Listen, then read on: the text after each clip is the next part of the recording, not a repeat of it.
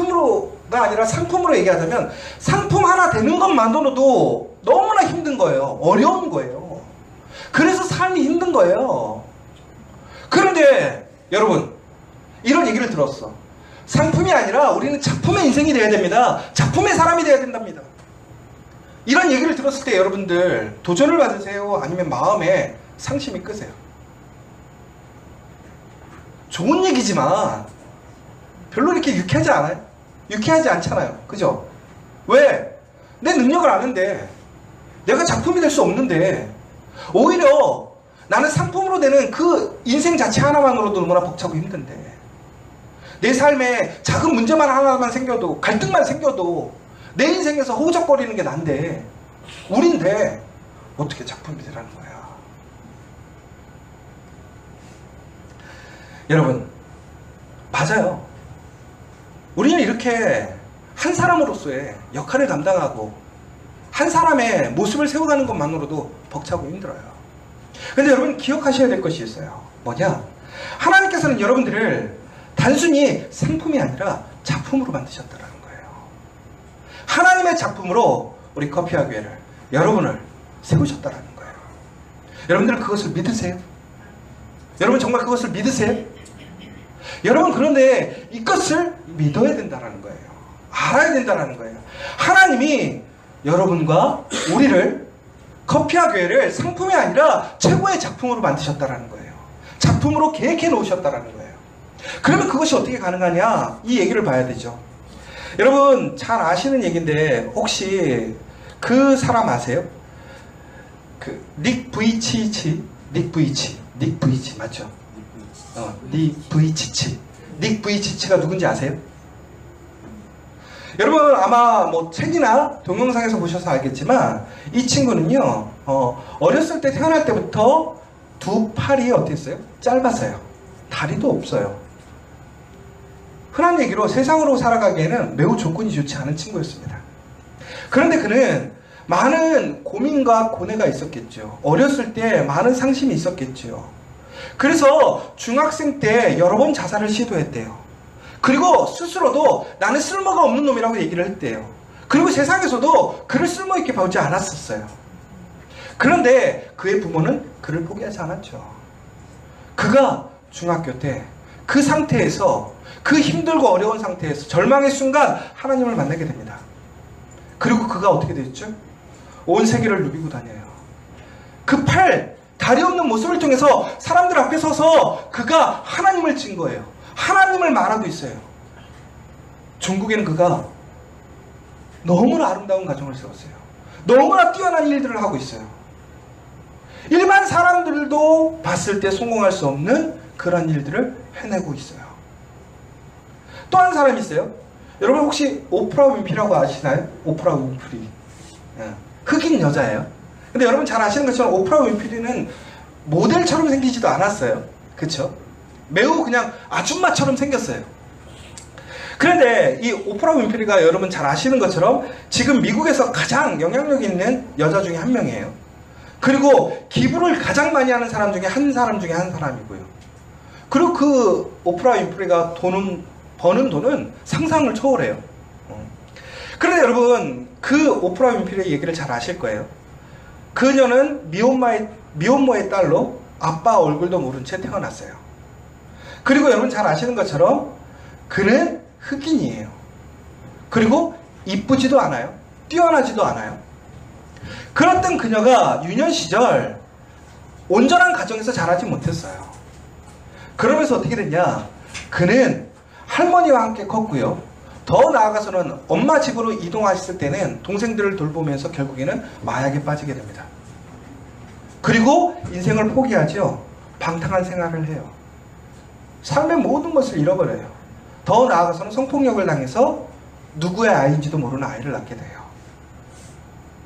그런데 결과가 어떻게 됐죠?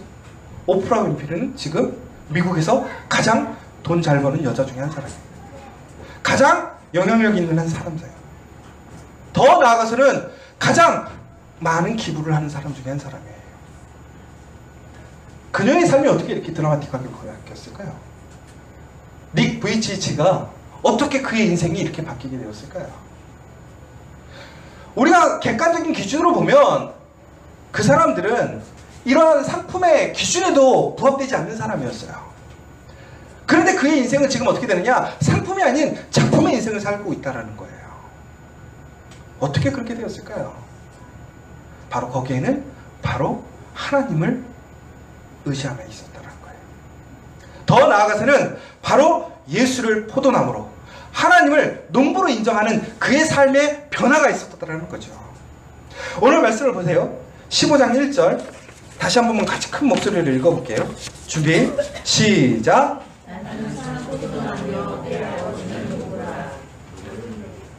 자, 나는 참 포도나무요 내 아버지는 농부라. 여러분, 이게 정말 중요한 얘기예요. 이게 정말 굿뉴스예요. 여러분, 15장 1절을 딱 보는데 여러분들 막 소망이 생기고 희망이 생기고 기쁨이 생기시나요? 여러분, 이 15장 1절의 내용이 여러분 정말 우리에게 주어지는 굿뉴스예요. 나는 나가 누구예요? 예수님을 얘기한단 말이에요. 예수는 참 포도나무요 내 아버지는 농부라. 보통 성경에 보면 이 포도나무를 지칭하는 게 보통 누굴 얘기하냐면 이스라엘을 이야기하고 있습니다. 이스라엘을. 그러면 여러분, 하나님께서 이스라엘을 포도나무라고 지칭했던 것은 무엇이냐? 결국에는 하나님이 가장 존귀히 여기는 것이라는 거예요.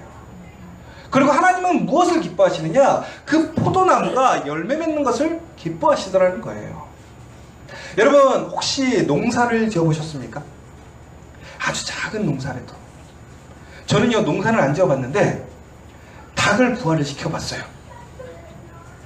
근데 여러분, 그 김춘백 목사님이 보내주신 그 유정란이 시작이 돼가지고 닭을 부화를 시켜봤는데 20일이 걸렸어요. 부화가 되는데.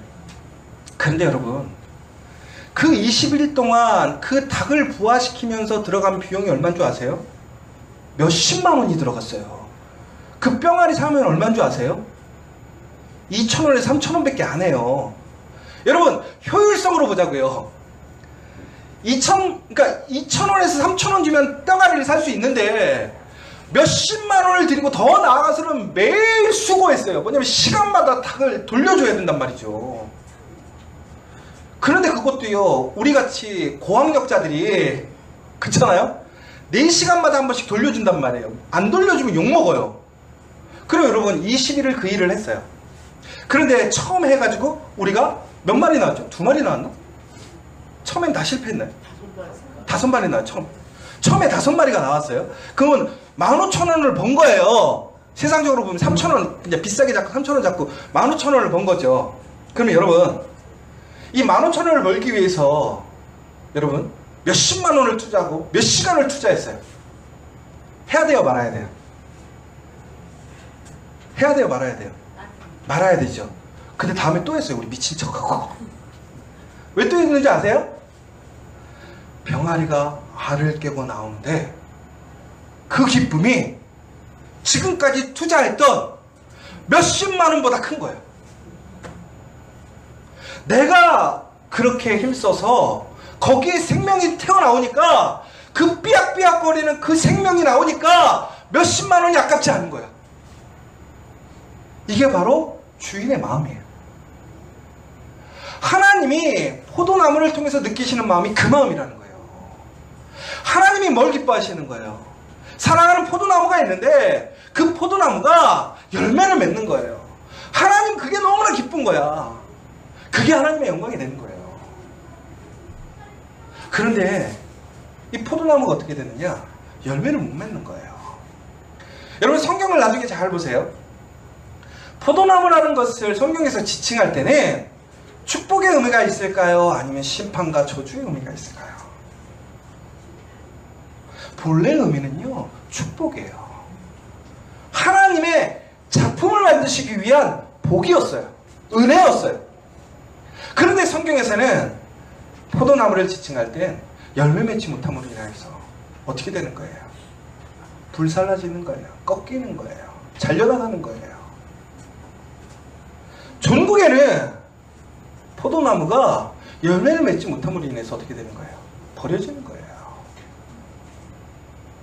여러분, 우리가 오늘 이 말씀을 볼 때 우리는 굿뉴스이지만 또 한 가지 우리는 매우 진지하게 들어야 될 것이 있어요. 하나님의 포도나무는 하나님이 존귀하게 작품이 되게 하기 위해 세우셨지만 그 포도나무가 열매를 맺지 못하면 결국엔 어떻게 되느냐? 불나살라져 없어져 버린다는 거예요. 잘려져 나간다는 거예요. 그런데 하나님께서는 그 포도나무에 그 열매를 맺게 하고 싶으신 거죠. 종국이는 어떻게 했다는 거예요? 좋은 나무에 가지를 접붙이신 거예요. 그런데 그 나무가 누구냐? 바로 오늘 보시면 나는 예수님께서 참 포도나무가 되셨대요. 이 포도나무는 놀라운 게 뭔지 아세요? 어떠한 가지든지 그 포도나무에 접붙여지면 열매를 맺는 거예요. 보세요. 그전에는 내가 조금 괜찮은 모루포도였어. 여러분, 모루포도가 얼마나 단지 모르시죠? 예전에 우리가 부여일을 갔다가 이 모루포도가 너무 맛있어가지고 사람들이 저한테 주문을 해가지고 밤 따러 가면 밤보다 모루포도를 더 사왔어요. 모루포도가 근데 한 박스에 얼마인 줄 아세요? 2만원이야, 2만원. 이 시중에 파는 포도보다 비싸요. 그런데 너무 맛있는 거예요. 그런데 이 모루포도가 전국에는 열매를 못 맺는 거야. 어떻게 하면 될까요? 농부의 입장에서는 살리고 싶겠죠. 어떻게 살렸을까요? 가지를 잘라서 좋은 모루포도에 꽂으면 다시 좋은 열매를 맺는 거예요. 더 나아가서요. 여러분, 작품이 되는 나무에 그 가지가 꽂히면 그 포도는 모루포도였지만 나중에는 어떻게 되는 거예요? 2천만 원짜리 포도가 될 수 있다는 거예요. 왜? 그 가지는 영양분을 받아 먹어야 돼요. 그런데 그 영양분을 주는 것은 결국은 뭐냐면 바로 그 나무라는 거예요. 결국에는 이것이 작품이 될 거냐 상품이 될 거냐의 가장 중요한 포인트는 뭐냐면 그 나무, 줄기가 뭐냐가 중요하다는 거예요. 여러분, 우리의 삶이 작품이 되기를 하나님께서 원하셔요. 그렇게 계획하셨어요. 그런데 결단코 우리 스스로는 하나님의 작품이 될 수 없어요. 여러분들이 아무리 수고하고 힘쓴다, 애쓴다, 여러분의 인생이 작품이 된다? 절대 안 된다. 그래서 우리는 우리의 삶을 살아가면서 고민하는 거예요. 힘들어하는 거예요. 어려워하는 거예요. 그런데 우리가 그리스도의 그 포도나무에 접붙여지면 어떻게 된다는 거예요? 작품이 된다는 거예요. 여러분, 이것이 바로 굿뉴스라는 거예요. 여러분, 지금 여러분이 예수 그리스도께 여러분이 접붙여져 있다면 여러분은 바로 참 포도나무가 된 거예요. 작품의 나무가 된 거예요. 여러분, 그것을 믿으셔야 돼요. 근데 제가 아까 말씀드렸죠. 근데 포도가 좋은 포도가 되려면 또 한 가지 요소가 있어야 돼요. 뭐냐면 바로 농부의 손길이 필요하다는 거예요. 농부의 손길. 그런데 여러분, 오늘 보세요. 참 포도나무는 누가 되셨어요? 예수님이 되셨어요. 그런데 농부는 누가 되셨어요? 하나님이 되셨어요. 하나님이 되셨다고 하는 것은 결국은 뭐예요? 우리에게 가장 영양분을 공급하는 그 참포도나무와 더 나아가서 우리에게 필요한 모든 것을 관리하고 우리를 만들어주는 하나님이 계시기 때문에 우리는 예수 그리스도의 참포도나무, 농부 되시는 하나님 안에 있으면 결국엔 어떻게 된다는 거예요? 작품이 될 수밖에 없다는 거예요. 내가 하는 것이 아니라 누가 하는 거예요? 포도나무와 농부가 하기 때문에. 여러분, 오늘 이 사실을 기억하셔야 된다는 거예요. 여러분들은 그 흔한 상품이 아니에요. 여러분은 하나님이 존귀하게 선택하신 작품이라는 것입니다. 여러분, 그런데 왜 작품이 되지 못할까? 이게 중요한 포인트인 것 같아요. 여러분, 오늘 15장 2절 내용을 한번 다시 읽어볼게요. 준비, 시작!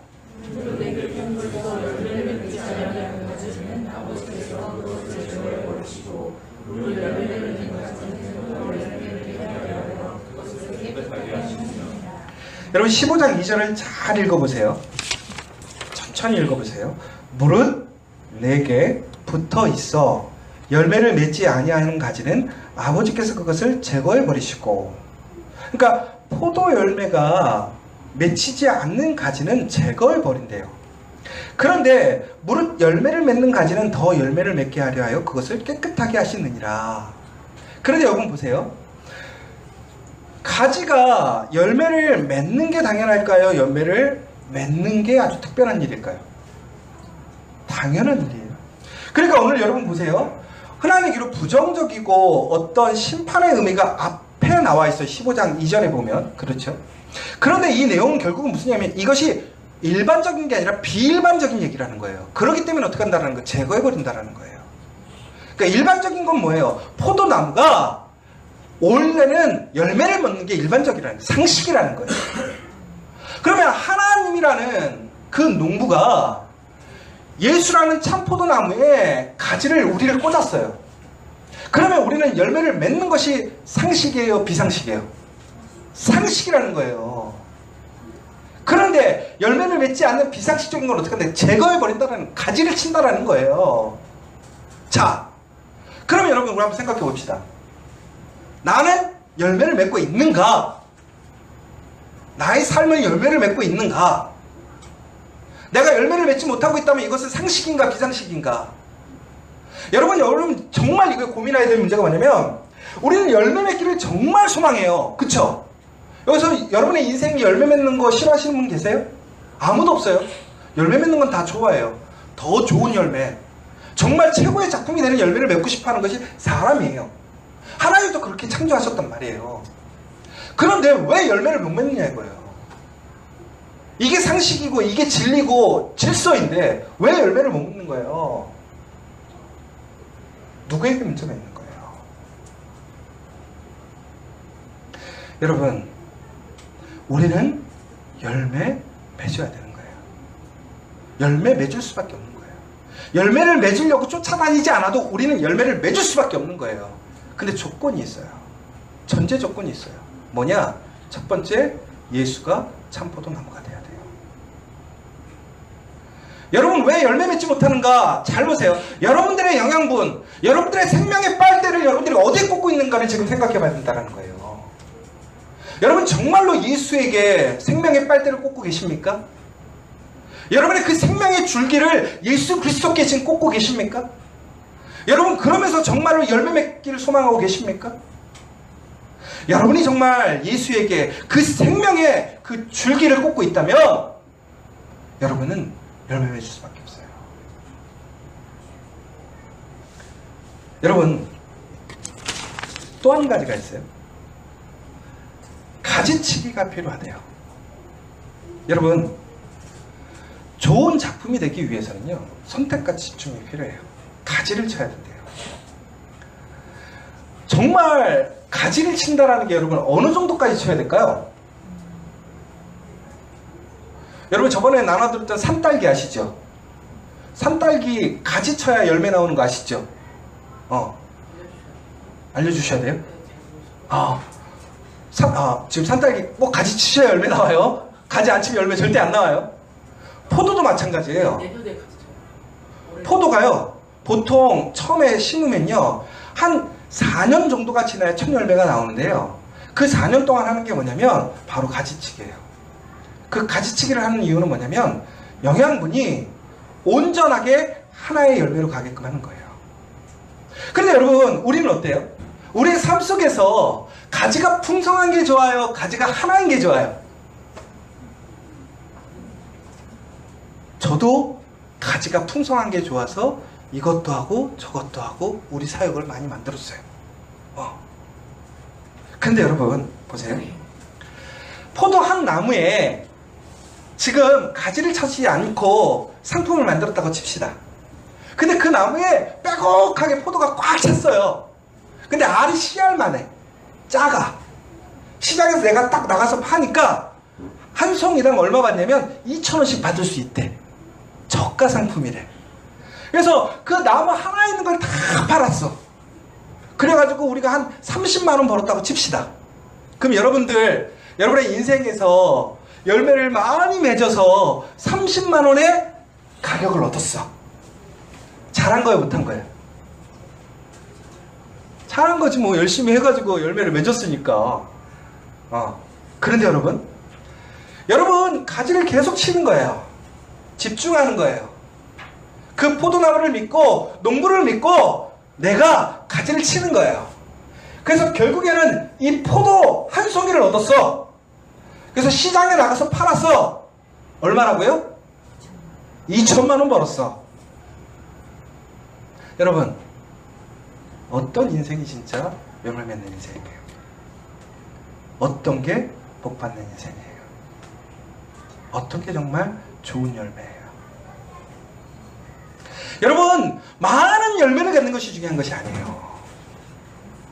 작품의 열매를 갖는 것이 중요한 거예요. 그런데 하나님께서는 바로 우리에게 그것을 주시겠다고 하는 거예요. 여러분, 우리 삶에 필요한 게 뭐예요? 가지를 쳐야 돼요. 저는 우리 커피아 교회가 이제 6월부터 많은 사역들을 정리해 나갑니다. 근데 여러분, 제가 가지를 치는데 제가 마음이 편할까요? 불편할까요? 상당히 불편해요. 맡겨줘야 되는데 신경 안 써야 되는데 신경이 너무 쓰여요.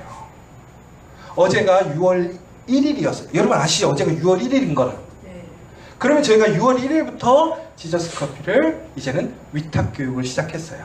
인큐베이팅을 시작했어요. 그렇죠. 그런데 어제 아침에 하필 냉동고가 고장났어요. 자, 그러면 누가 고쳐야 돼요? 6월 1일부터는 우리 책임이 아니라 누구 책임이야? 저쪽 책임이야. 그러면 어떻게 하면 될까요? 전화해서 전사님한테 냉동고 고장났습니다. 이것만 알려주면 끝일까요? 근데요, 마음이 되게 불편한 거야. 왜? 재료들이 다 녹았어. 그걸 막 다 넘겨야 돼. 또 사람 부를 거 생각하니까 복잡 싫어. 거기다가 막 사람 막 많고 막 복잡한데 막 엉키니까 막 화나. 근데 여러분 생각해 보세요. 6월 1일부터는 제가 그렇게 안 해도 돼. 근데 제가 어떤 거예요? 못 잘라내겠는 거야. 염려되는 거야. 걱정되는 거죠. 그런데 여러분, 다시 한번 생각하는 거예요. 우리 삶 속에 가지치기가 들어온다고 하는 것은, 가지를 쳐야 되는 시기에는 우리는 항상 이것들을 놓으면 어떤 심리적으로 혹은 우리 사역 때문에, 내가 해오던 것들 때문에, 혹은 내가 바라는 것들 때문에 두려움이 생겨요. 그런데 그것을 하나님께서 주도하시는 일이라면 우리는 믿고 맡길 수 있어야 돼요. 가장 중요한 것은 무엇이냐? 내가 잘라내는 것이 아니에요. 누가 잘라내게 하시는 거예요? 하나님이 잘라내게 하시는 거예요. 그럼 믿고 따라가는 거예요. 오직 그리스도에게 접붙여주고, 더 나아가서는 하나님의 가지치기에 순종해서 하나님이 만드실 그 작품이 되어가는 것을 우리는 인정하고 만들어가야 된다는 거예요. 저는 여러분, 이번 6월부터 우리 커피아 교회가 그렇게 되었으면 좋겠어요. 여러분, 미래의 예측에 대해서 요즘 많은 책들이 나와요. 여러분들, 지금은 2019년이에요. 2040년에 뭘 하면 가장 돈을 많이 벌까요? 지금 여러분 최소한 10년을 투자해야 뭔가를 얻을 수 있을 거 아니에요. 고은 집사님, 우리가 뭘 투자를 해야 돈을 벌 수 있을까요? 이렇게 물어보면 되게 난감해요. 왜 그러냐? 고 집사님에게 뿐만 아니라 모든 사람들에게, 요즘에는 어떤 전문가들에게 물어봐도 이제는 미래를 예측하는 게 쉽지가 않대요. 왜? 그만큼 미래를 예측하기가 어려운 시대에 와 있대요. 세상적으로 얘기하자면, 여러분, 세상에 많은 변화들이 있는데 그 획기적인 변화를 일으킬 때가 있었어요. 그런데 우리가 이 최근에 가장 세계적으로 봤을 때 가장 큰 변화의 그 중점이 되었던 시기가 언제냐? 바로 산업혁명이라고 얘기를 해요. 산업혁명 이전과 이후를 나눴을 때 삶이 180도로 바뀌었대요. 그런데 여러분 잘 아시는 것처럼 1900년도, 그 다음에 1950년도, 1980년도, 90년도, 2000년, 2010년, 그 다음에 2019년인데 매년 10년마다 요즘에는 정말 과학이 많이 발전해서 많은 삶의 변화들이 일어났고, 과학의 변화들이 일어났고, 많은 것들이 변했어요. 가치관도 변했고, 돈 버는 방법도 변했어요. 그런데 중요한 거는요, 산업혁명처럼 근본적인 변화는 없었다라는 거예요. 그래서 많은 변화들이 있긴 했었지만 본질적인 부분들이 움직이지 않았기 때문에 사람들이 예측 가능했다라는 거예요. 어느 정도. 그런데 바로 여러분이 살아가고 계신 2019년, 바로 2020년에는 그것이 바로 산업혁명과 맞먹을 만큼 큰 근본적인 변화가 일어난다는 거예요. 여러분, 그러면 이때 어떻게 해야 될까요? 문제는요, 여러분, 예전에는요, 정보가 없었어요. 정보가 없어서 사람들이 미래를 준비하지 못했대요. 그런데 아이러니한 게 뭔지 아세요? 요즘에는요, 왜 사람들이 결정을 못하시는 줄 아세요? 왜 예측을 못하는 줄 아세요? 역설적이게 정보가 너무 많아서. 이게 무슨 얘기냐면요, 예전에는요, 새로운 정보를 얻어 대학 교육을 받아, 그러면 이거를 한 30년 써먹어. 그리고 나서 뭘 하면 돼요? 은퇴를 하고 살아가는 거예요. 그래서 삶의 패턴이 뭐였냐면, 어렸을 때는 배우고요, 일한 다음에 내 노년을 준비하는 삶이면 됐어요. 근데 세상이 바뀌었대요. 어떻게 바뀌었느냐? 이제는 몇 년 시대라고 얘기해요? 100세 시대. 근데 저는 항상 우리 유재 사모님이 맨날 100살까지 일할 거라고 결혼 전부터 그랬거든요. 근데 이게 난 이렇게 유행이 될 줄 몰랐어. 지금은 다 뭐라고 그러냐면 100년을 일을 해야 된다는 거예요. 그래서요, 배움에도 사이클이 바뀌었대요. 어떻게 사이클이 바뀌었냐면, 이제는 한 번 배우고 그것 써먹고 은퇴를 준비하는 것이 아니라, 한 번 배우고 써먹고 다시 배우고 써먹고 다시 배우고 써먹고.